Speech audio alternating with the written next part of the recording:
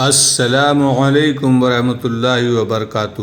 بسم اللہ الرحمن الرحیم۔ کہانی جاری رکھوں گا اسی طرح۔ اس نے سوچا کہ ایسا نہ ہو نوشی واپس بلبیس چلی جائے تو پھر اپنے 2-4 فوجی اس کے قبیلے میں بھیج کر اسے گرفتار کروا کر بلا لے گی۔ اصل بات یہ تھی کہ بدو ملازم کوئی فیصلہ کر ہی نہ سکا اور بلبیس کی طرف چل پڑا۔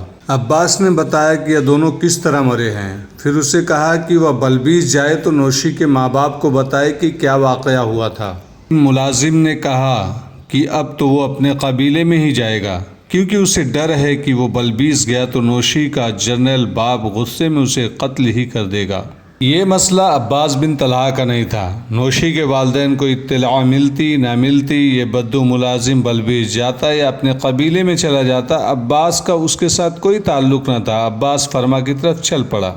عباس بن طلحہ 1.5 یا 2 دنوں کی مسافت کے بعد فرما پہنچا اور سیدھا سپہ سالار عمرو بن عاص کے پاس گیا۔ عباس عمرو بن عاص کے جاسوسی کے اس نظام کا ایک بڑا ہی قابل اور دانش مند فرد تھا، جو انہوں نے سارے مصر میں ایک جال کی طرح پھیلا دیا تھا۔ عباس 1 مہینے اور کچھ دنوں بعد جاسوسی کا مشن پورا کر کے واپس آیا تھا۔ کوئی نئی خبر لائے ہو؟ عمرو بن عاص نے عباس سے پوچھا۔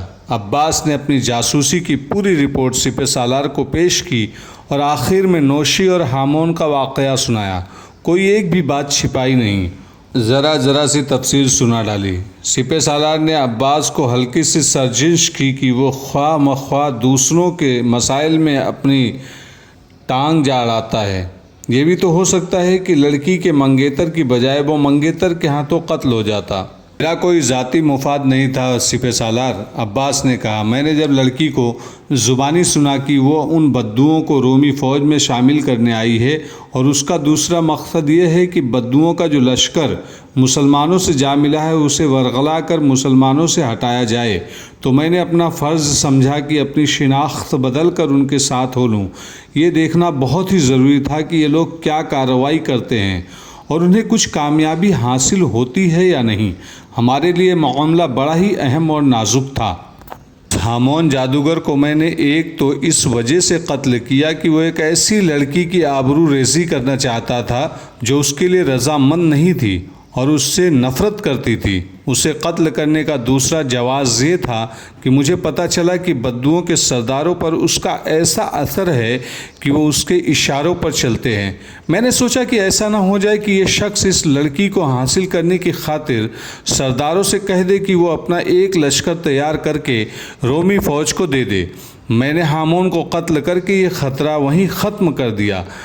پھر شاہی خاندان کی یہ لڑکی بھی ماری گئی اور اس کا منگیتر بھی۔ اب ایسا کوئی خطرہ نہیں ہے کہ اس علاقے کے بدو رومیوں سے جا ملیں گے اور ہمارے پاس آئے ہوئے بدو ہمارا ساتھ چھوڑ جائیں گے۔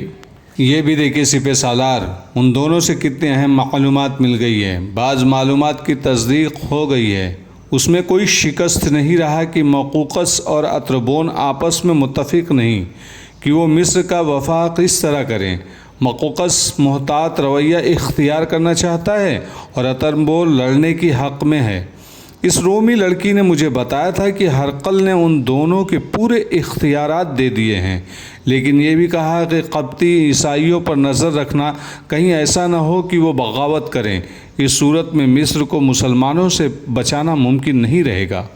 لڑکی شاہی خاندان کی تھی، اس لیے میں نے اس کی ہر بات قابل اعتماد سمجھی۔ وہ ہرقل کے خلاف نفرت کا اظہار کرتی اور کہتی تھی کہ وہ ہمت ہار بیٹھا ہے۔ شام کی شکست نے اس کی کمر توڑ دی ہے۔ وہ شاید اس لیے مصر سے دور رہنا چاہتا ہے کہ ایک اور شکست کا داغ اس کے ماتھے پر نہ لگے۔ یہ بدو ہمارا ساتھ نہیں چھوڑیں گے، عمرو بن عاص نے کہا۔ انہیں ہم نے فرما کا مال غنیمت اسی حساب سے دیا ہے جس حساب سے ہم نے اپنے لشکر میں تقسیم کیا ہے۔ وہ بہت ہی خوش ہیں۔ آخری فیصلہ تو آپ کو ہی کرنا ہے سپہ سالار، عباس بن طلحہ نے مشورہ دیا۔ میں جو کچھ دیکھ آیا ہوں اس کے پیش نظر میرا مشورہ یہ ہے کہ آپ کو کمک کا انتظار نہیں کرنا چاہیے اور فوراً پیش قدمی کر کے بلبیس پہنچنا چاہیے۔ رومیوں کو سنبھلنے اور دم لینے کا موقع نہ دیں، انہیں سوچنے کی مہلت نہ دیں۔ سپہ سالار عمرو بن عاص کو کسی کے مشورے کی ضرورت نہیں ہوا کرتی تھی۔ وہ غیر معمولی طور پر دانشمند اور جرأت مند تھے، ان میں خالد بن ولید والی صفات پائی جاتی تھی۔ حضرت عثمان نے امیر المومنین حضرت عمر سے کہا تھا کہ عمرو بن عاص کو مصر پر حملے کی اجازت نہ دی جائے، کیونکہ یہ خالد بن ولید کی طرح بے خطر اور بے دھڑک ایسے خطروں میں کود جاتے ہیں جہاں مجاہدین کے پورے لشکر کی ہلاکت صاف نظر آنے لگتی ہے۔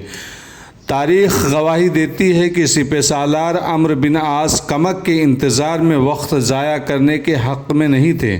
انہوں نے پہلے ہی لشکر کو تیاری کی حالت میں رکھا ہوا تھا اور اپنے ماتحت سالاروں اور کمانداروں سے کہہ دیا تھا کہ وہ دشمن کے تعاقب میں رہیں اور اسے دم نہ لینے دیں۔